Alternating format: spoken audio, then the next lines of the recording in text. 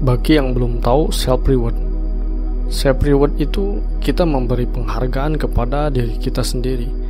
Penghargaan tersebut dilakukan untuk mendapatkan kesenangan dan kepuasan karena telah melakukan sebuah tindakan baik atau mencapai sesuatu yang telah direncanakan sebelumnya. Salah satu contoh yang paling sederhana adalah saat kamu berhasil menyelesaikan tugas atau pekerjaan berat di kantor. Tapi self-reward bukan selalu mengenai keberhasilan yang dicapai. Walau gagal, kamu tetap pantas memberikan penghargaan kepada dirimu atas usaha yang telah dilakukan. Poin utama dari self-reward itu bagaimana cara kita untuk menghargai diri kita sendiri. Yang perlu kita ingat yaitu tidak semua yang kita rencanakan akan selalu berhasil. Namun di balik semuanya, pasti ada dirimu yang telah berusaha keras, dan usaha tersebutlah yang patut kamu hargai. Self-reward orang berbeda-beda. Ada yang dengan cara liburan, jalan-jalan, membeli barang-barang branded, melakukan pesta. Bahkan ada yang hanya menghabiskan waktu di rumah saja. Dengan memberikan self-reward, pikiranmu akan memunculkan emosi positif. Emosi tersebut akan memberikan kesadaran bahwa upaya yang telah dilakukan akan menghasilkan sesuatu yang baik. Sehingga hal ini dapat menumbuhkan kepercayaan diri dan juga membuat dirimu terlatih untuk menghargai proses dalam kehidupan dan membentuk keseimbangan hidup. Karena tidak baik juga ketika kita kerja keras tapi lupa dengan kesenangan diri sendiri. Self-reward seperti apapun sah-sah saja, karena itu hak setiap orang. Tapi self-reward tidak jadi sah jika kamu tidak memperhitungkannya. Zaman sekarang tidak sedikit self-reward yang dijadikan tameng untuk para orang yang tidak bisa membedakan antara gaya hidup konsumtif dan self-reward. Bahkan tidak sedikit orang yang tidak melakukan sesuatu dan tidak berusaha, tiba-tiba dia merasa membutuhkan self-reward. Paling tidak ada 5 hal yang harus kamu perhatikan jika ingin melakukan self-reward. Yang pertama, jangan membeli makan yang tidak sehat secara berlebihan. Membeli makanan yang tidak sehat saja sudah salah, apalagi jika berlebihan. Untuk sebagian orang memang makan yang enak atau yang mahal adalah kepuasan tersendiri. Tapi ingat, kesehatan lebih penting, karena apa yang kamu makan akan sangat berdampak pada dirimu di kemudian hari. Jadi soal makan tetaplah sewajarnya, baik itu self-reward atau bukan. Makanlah makanan yang sehat dan makan secukupnya. Yang kedua, janganlah bermalas-malasan dalam jangka waktu yang cukup lama. Bermalas-malasan dengan waktu yang cukup lama sebagai self-reward ini akan menjadi sebuah masalah yang harus diperbaiki dari sekarang. Takutnya nanti ini akan menjadi sebuah kebiasaan. Parahnya lagi, kamu malah bisa lupa kalau masih ada hal-hal lain yang harus segera kamu selesaikan. Tubuh memang membutuhkan waktu untuk istirahat atau sekedar menenangkan pikiran. Tapi jika berhari-hari dan sampai mengganggu kegiatan lain, untuk apa dilakukan? Bermalas-malasan sewajarnya. Jangan sampai kamu tidak tahu diri dan lupa kegiatan. Yang selanjutnya, jangan menghalalkan aktivitas yang tidak baik untukmu. Jangan mentang-mentang kamu telah mencapai sesuatu yang prestisius, lantas kamu bisa bebas melakukan semua hal demi suatu yang disebut self-reward.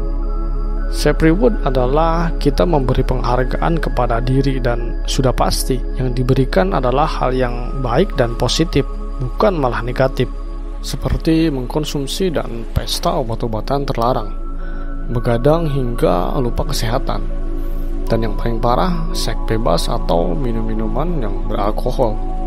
Agar tidak melakukan hal-hal seperti itu, salah satu cara terbaik adalah dengan mempunyai teman atau lingkungan yang baik. Bukan berarti kita memilih teman pilih-pilih, tapi selektiflah dalam memilih pergaulan. Tindakan ini bisa juga diimbangi dengan prinsip hidup yang kuat, karena kualitas self-reward dipengaruhi lingkungan dan pertemanan juga. Yang selanjutnya, jangan membeli barang mahal secara berlebihan. Membeli barang yang mahal atau eksklusif tidaklah masalah. Tetapi jika dalam jumlah yang banyak dan hanya sekedar ingin mendapatkan kepuasan dan pujian hingga perhatian orang, sebaiknya tidak kamu lakukan. Selain ini adalah pemborosan. Ini juga akan merusak mental psikologismu, karena ukuran kepuasanmu berdasarkan dari pengakuan dan penilaian orang. Ditambah jika barang yang kamu miliki tidak terlalu dibutuhkan dan tidak ada nilai jual kembali, maka jangan pernah membeli hal semacam ini secara berlebihan. Ingatlah juga untuk membeli barang sesuai fungsi, bukan gengsi. Yang terakhir, batasi self-reward. Apapun jika berlebihan tidaklah baik, termasuk self-reward. Lakukanlah self-reward sewajarnya, supaya setiap kali kamu melakukan self-reward, kamu merasa puas dan senang. Karena semakin kamu sering melakukan self-reward, kamu akan merasa jenuh dan cenderung meningkatkan self-reward yang sudah pasti. Ini akan lebih berdampak pada finansialmu dan psikologismu, dan kamu pun nantinya tidak akan pernah merasa puas. Pada intinya, self-reward harus disesuaikan dengan kemampuan finansialmu. Jangan pernah sampai self-reward menguras habis uang yang kamu miliki, atau mengurangi uang tabunganmu dalam jumlah yang cukup banyak. Apalagi pengeluaranmu selama 1 minggu atau 1 bulan habis dalam beberapa saat demi self-reward yang sesaat. Self-reward sebenarnya tidak mesti berupa suatu hal yang mewah. Self-reward sebenarnya tidak mesti berupa hal yang sesuatu yang mewah atau sesuatu yang besar. Tapi self-reward sesungguhnya adalah ketika kita bisa membuat diri kita senang dari apa yang sudah kita lakukan. Jangan sampai self-reward menjadi sebuah keharusan dan kewajiban. Sesekali gunakan ini sebagai apresiasi untuk kerja kerasmu dengan batas wajar. Jadi self-reward seperti apa yang baik dan wajar? Misalnya, menikmati liburan di akhir pekan, melakukan perjalanan singkat yang menyenangkan, atau di rumah menikmati suasana hangat bersama keluarga. Self-reward adalah cara untuk menghargai diri sendiri secara eksternal, sedangkan self-reward secara internal seperti perasaan bangga dan puas.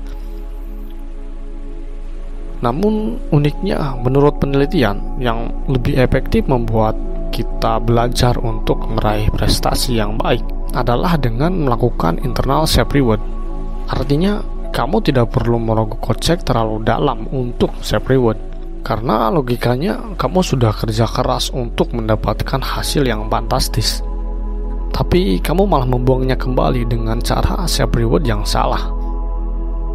Jika self-reward menjadi sebuah keharusan dalam dirimu, maka kamu akan menjadi orang yang perhitungan, karena apa yang kamu lakukan harus sesuai dengan self-rewardmu nantinya.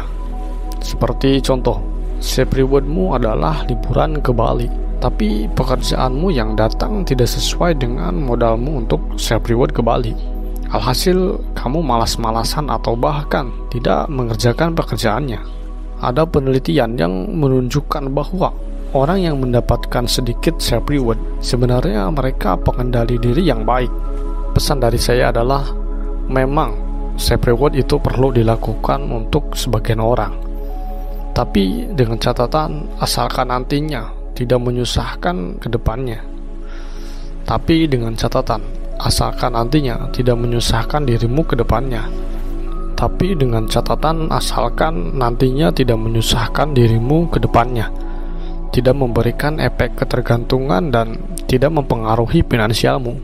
Maka sangat penting tahu diri dalam self-reward.